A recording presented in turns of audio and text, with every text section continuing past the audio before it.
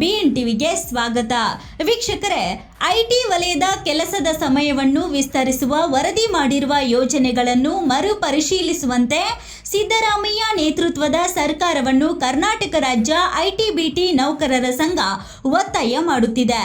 ಒಕ್ಕೂಟದ ಪ್ರಕಾರ ಕೆಲಸದ ಸಮಯವನ್ನು ದಿನಕ್ಕೆ 14 ಗಂಟೆಗಳವರೆಗೆ ಹೆಚ್ಚಿಸಲು ಸರ್ಕಾರ ಯೋಜಿಸಿದೆ.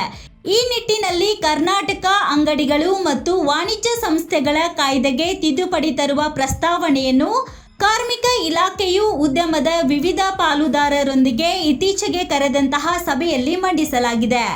ಒಕ್ಕೂಟವು ಪ್ರಸ್ತಾವಿತ ತಿದ್ದುಪಡಿಯನ್ನು ಬಲವಾಗಿ ವಿರೋಧ ಮಾಡಿತ್ತು. ಇದು ಯಾವುದೇ ಕಾರ್ಮಿಕರ ವೈಯಕ್ತಿಕ ಜೀವನವನ್ನು ಹೊಂದುವ ಮೂಲಭೂತ ಹಕ್ಕಿನ ಮೇಲೆ ದಾಳಿ ಎಂದು ಹೇಳಿತ್ತು. ಕಾರ್ಮಿಕ ಸಚಿವರು ಯಾವುದೇ ನಿರ್ಧಾರ ಕೈಗೊಳ್ಳುವ ಮುನ್ನ ಇನ್ನೊಂದು ಸುತ್ತಿನ ಚರ್ಚೆಗೆ ಒಪ್ಪಿಗೆ ಸೂಚಿಸಿದ್ದಾರೆ.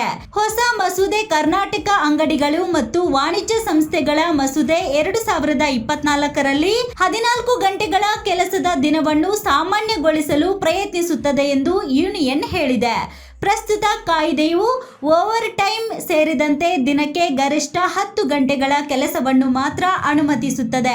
ಈ ತಿದ್ದುಪಡಿಯು ಪ್ರಸ್ತುತ ಅಸ್ತಿತ್ವದಲ್ಲಿರುವ 3 ಪಾಳಿ ವ್ಯವಸ್ಥೆಗೆ ಬದಲಾಗಿ 2 ಪಾಳಿ ವ್ಯವಸ್ಥೆಗೆ ಹೋಗಲು ಕಂಪನಿಗಳಿಗೆ ಅವಕಾಶ ನೀಡುತ್ತದೆ ಮತ್ತು 1/3 ಭಾಗದಷ್ಟು ಉದ್ಯೋಗಿಗಳು ತಮ್ಮ ಉದ್ಯೋಗದಿಂದ ಹೊರಹಾಕಲ್ಪಡುತ್ತಾರೆ ಎಂದು ಹೇಳಿದೆ. ಸಭೆಯಲ್ಲಿ ಕೆಐಟಿಯು ಐಟಿ ಉದ್ಯೋಗಿಗಳಲ್ಲಿ ವಿಸ್ತೃತ ಕೆಲಸದ ಅವಧಿಯ ಆರೋಗ್ಯದ ಮೇಲೆ ಪರಿಣಾಮ ಬೀರುವ ಅಧ್ಯಯನಗಳನ್ನು ಎತ್ತಿ ತೋರಿಸಿದೆ ಎಂದು ಹೇಳಿದೆ. ಕರ್ನಾಟಕ ಸರ್ಕಾರವು ಅವರ ಹಸಿವಿನಲ್ಲಿ ತಮ್ಮ ಕಾರ್ಪೊರೇಟ್ ಮುಖ್ಯಸ್ಥರನ್ನು ಮೆಚ್ಚಿಸಲು ಯಾವುದೇ ವ್ಯಕ್ತಿಯ ಮೂಲಭೂತ ಹಕ್ಕನ್ನು ಸಂಪೂರ್ಣವಾಗಿ ನಿರ್ಲಕ್ಷಿಸಿದೆ. ಬದುಕಲು ವೈಯಕ್ತಿಕ ಮತ್ತು ಸಾಮಾಜಿಕ ಜೀವನ ಅಗತ್ಯವಿರುವಂತಹ ಕಾರ್ಮಿಕರನ್ನು ಮನುಷ್ಯರು ಎಂದು ಪರಿಗಣಿಸಲು ಕರ್ನಾಟಕ ಸರ್ಕಾರ ಸಿದ್ಧವಿಲ್ಲ ಎಂಬುದನ್ನು ಈ ತಿದ್ದುಪಡಿ ತೋರಿಸುತ್ತದೆ. ಬದಲಾಗಿ ಸೇವೆ ಸಲ್ಲಿಸುವ ಕಾರ್ಪೊರೇಟರ್ಗಳ ಲಾಭವನ್ನು ಹೆಚ್ಚಿಸುವಂತಹ ಯಂತ್ರೋಪಕರಣವಾಗಿ ಮಾತ್ರ ಪರಿಗಣಿಸುತ್ತದೆ ಎಂದು ಹೇಳಿದೆ. ಹೆಚ್ಚಿದ ಕೆಲಸದ ಅವಧಿಯು ಉತ್ಪಾದಕತೆಯ ಮೇಲೆ ಋಣಾತ್ಮಕ ಪರಿಣಾಮ ಬೀರುತ್ತದೆ. ಹೆಚ್ಚಿನ ದೇಶಗಳು ಸಂಪರ್ಕ ಕಡಿತಗೊಳಿಸುವ ಹಕ್ಕನ್ನು ಯಾವುದೇ ಮೂಲಭೂತ ಹಕ್ಕಾಗಿ ಸ್ವೀಕರಿಸಲು ಹೊಸ ಶಾಸನಗಳೊಂದಿಗೆ ಬರುತ್ತಿವೆ ಎಂಬ ಅಂಶವನ್ನು ಜಗತ್ತು ಒಪ್ಪಿಕೊಳ್ಳಲು ಪ್ರಾರಂಭಿಸುವ ಅವಧಿಯಲ್ಲಿ ಈ ತಿದ್ದುಪಡಿಯು ಬರುತ್ತದೆ ಎಂದು ಒಕ್ಕೂಟವು ಗಮನ ಸೆಳೆದಿದೆ.